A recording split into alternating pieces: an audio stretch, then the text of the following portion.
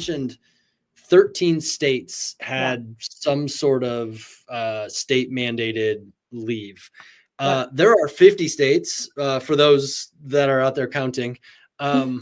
Like, how do you, and it got me thinking about a leave that we had to figure out between a teammate of mine and an HR leader that was in California when we were all in Indiana. It like the spreadsheets. I shared this with you last week. The spreadsheets, the time, the balancing, all of this stuff. Like, how do you think about helping companies like track that? Like 13 states out of 50, and I'm sure those 13 aren't all the same, I would guess. Of course not. No. Right. Too easy, right? Like, how do you think about helping companies think through that? Well, California is the hardest, but good on you. That one definitely is the most complex to navigate. It's perfect for technology. You say spreadsheets, I say technology. Like, that is exactly why we have built a technology solution for the codification of those permutations of a leaf, which there are tens of thousands of different combinations. So we are continually flabbergasted is the word I would use as to how big companies will get managing leave in spreadsheets. It's absolutely astounding. Or whiteboards, or any other like 1995 tool you might want to throw at it. It's become completely untenable. Our heart breaks for our HR friends that are stuck using that type of tooling.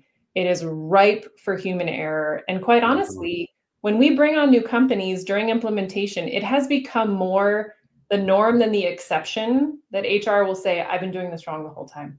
I've been doing this wrong the whole time. And like, even from a compliance perspective? Exactly. And we get it. We completely understand why, but we don't need to do that anymore. Like, that's just, it's litigiously risky. It's compliance risky. It's financially risky. And not to mention all the human elements that we've been talking about this whole time. So that's exactly why we brought tech to it.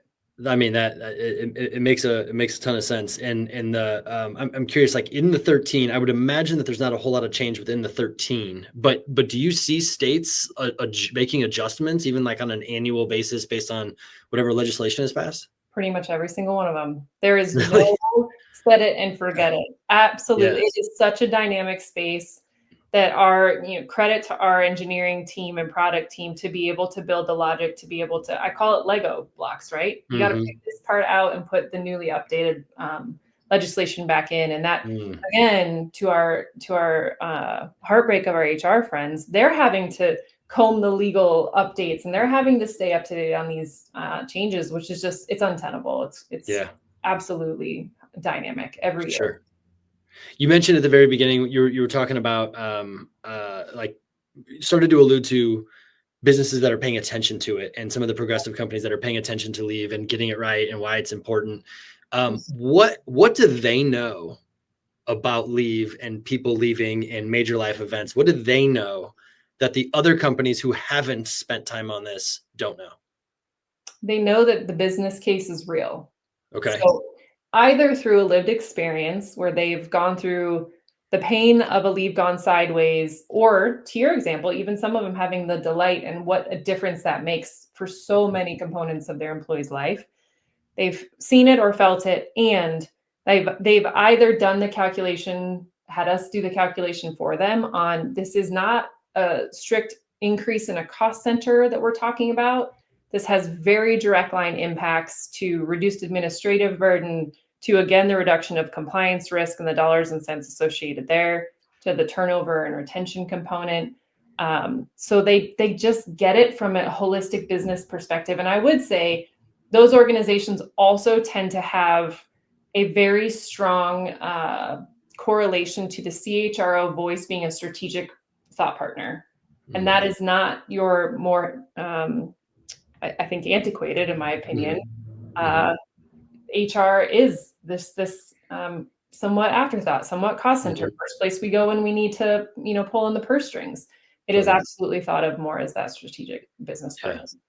Yeah, it's interesting. I put a post on LinkedIn this morning because I was at a conference this morning, and I sat at a table with a handful of HR leaders. They all worked for the same company. I didn't really know who I was sitting with. We were just chit chatting, and one of them I was asking a few questions about their business, and one of them started talking about um, their acquisition pipeline, because they're in high acquisition mode, Okay. acquisition pipeline, integration of those acquisitions, and what growth levers to pull for each of those acquisitions, depending on where that company was at acquisition. And I Sure. found out later, as we're working through this, that she was the CHRO.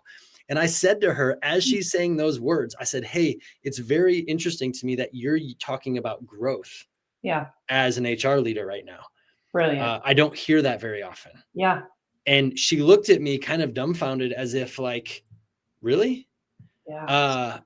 But it was so refreshing to hear. And you could tell by the other women that were sitting there at that specific table, that were all also HR leaders for that company. You could tell that they were not just dialed into how people feel. Yeah. They were dialed into the needs of the business and really trying to become the connective tissue between those two things. Brilliant. Brilliant. Yeah. I feel very strong optimism that the tides are turning to it being, a motto on the side of a truck of our people are our asset, to Mhm. actually a demonstration of resourcing against it, Yeah. because there is no better investment, in my opinion.